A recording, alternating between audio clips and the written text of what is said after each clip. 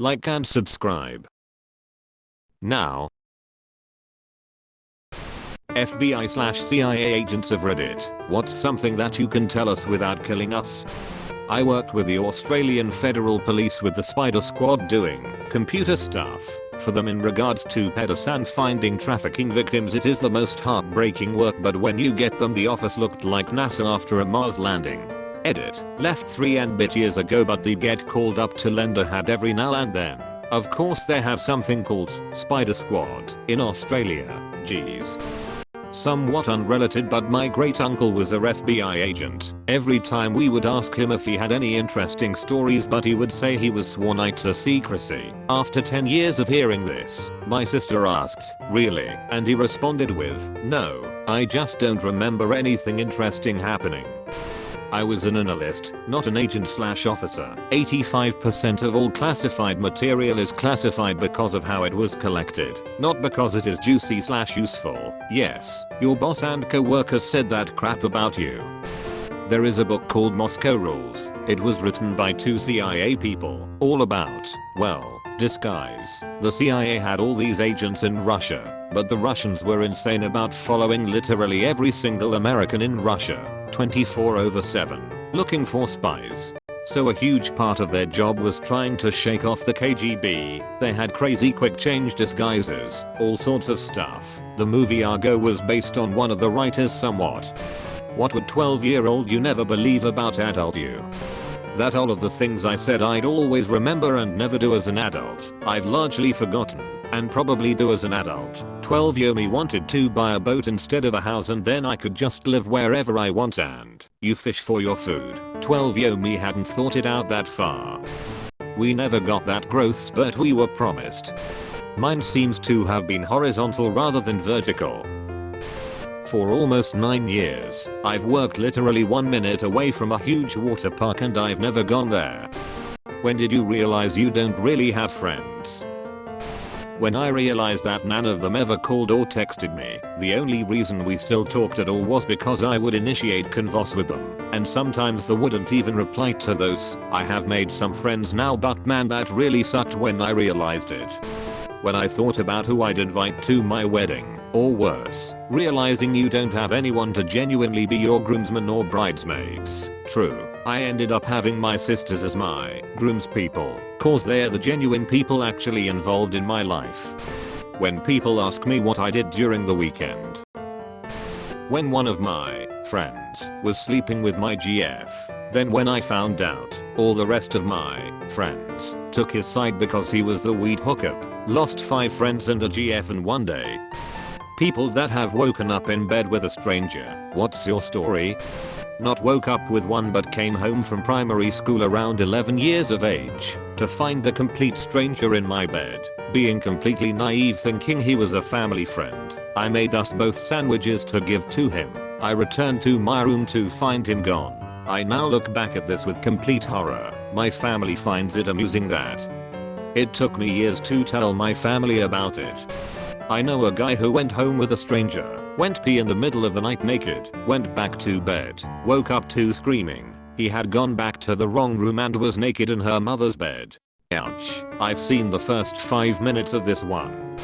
One time at my cousin's house party, I was absolutely out of social energy and went to a room to go to sleep, and I woke up in the middle of the night with 2 of the most jacked dudes I've ever seen curled up together next to me and a unit of a bulldog sleeping in between me and the dudes. One of the guys saw me wake up and he asked if it was cool to sleep there, and I said that I didn't mind, but he should let me have some of the blanket because it was effing freezing.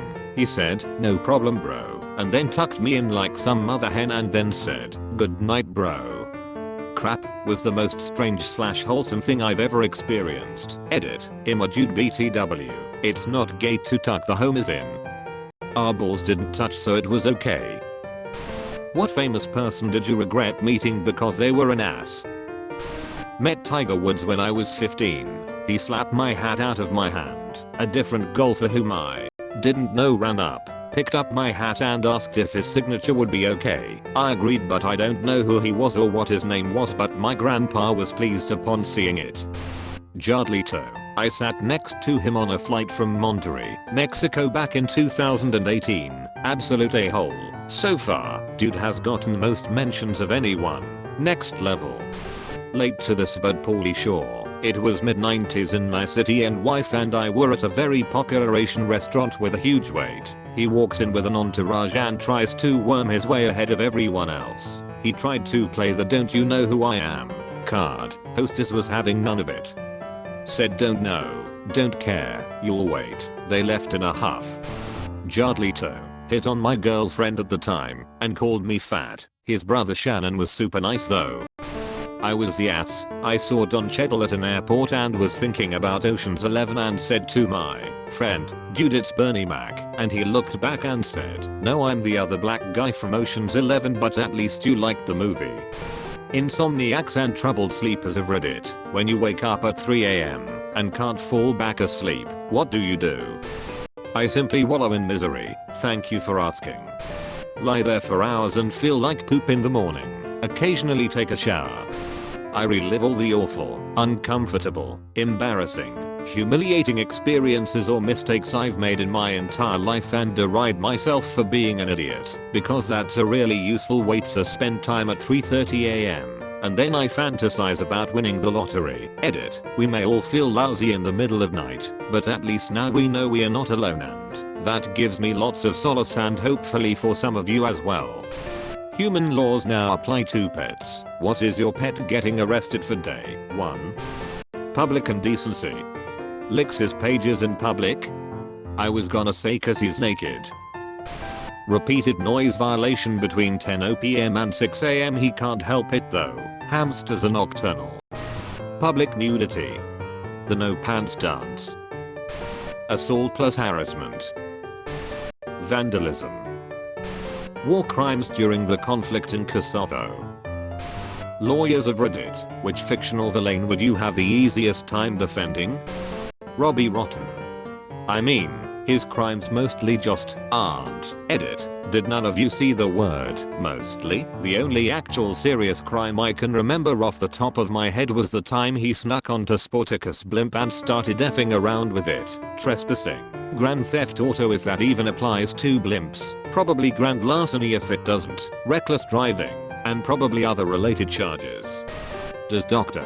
Doom need legal defense as the ruler of his own country? Does diplomatic immunity cover all of his actions? Pretty much. That's how he keeps getting away with things in the comics. He's the legal sovereign leader of a respected modern country, so can't be arrested for fear of provoking a war. They did try a few times replacing him with someone who has a better legal right to the country, but they always turn out to crazy tyrants, as opposed to Doom, who is generally at least a reasonable dictator, so usually he either wins it back. Most of the old school Scooby-Doo villains, they didn't really do anything other than scare people off of private property. Most of them are doing so for illegal reasons though, like insurance fraud or tax evasion or whatever, and they would have gotten away with it too, if it weren't for you meddling kids. Mojo Jojo. This one is good because typically animals can't commit crimes. They'd have to establish his legal personhood first. Animals may not be capable of committing crimes, but then they have no civil rights either, such as a right to a trial or to legal representation. If you rely on non-personhood as a defense, he gets sent to a zoo at best, or at worst put down. It's the defense that wants to prove personhood, not the state. If you had to make one animal extinct to cause as much panic as possible, what one would you choose and why? Pigeons. Has to be pigeons. Extremely common and suddenly gone. This would give conspiracy theorists a lot of credibility. R/birds are real. Dinosaurs. So birds. No, dinosaurs. Someone tell him. Spiders. If we aren't completely aware of the fact that they're extinct, we'd just be permanently on edge wondering where they're hiding. Dolphins. So long. And thanks for all the fish. God's last words to his creation. We apologize for the inconvenience. In the beginning the universe was created. This has made a lot of people very angry and been widely regarded as a bad move.